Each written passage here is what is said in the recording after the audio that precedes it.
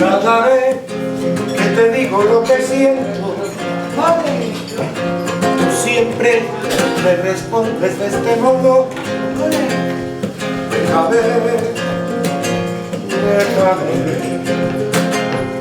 si mañana puede ser lo que tú quieres, pero así van pasando las semanas,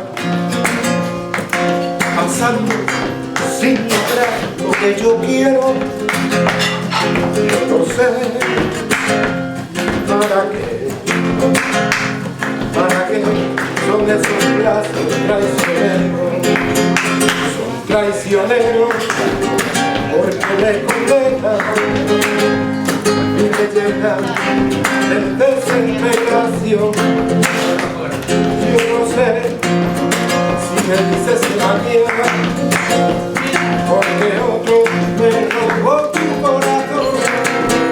Y cada vez que te digo lo que siento, y no sabes cómo yo me desespero.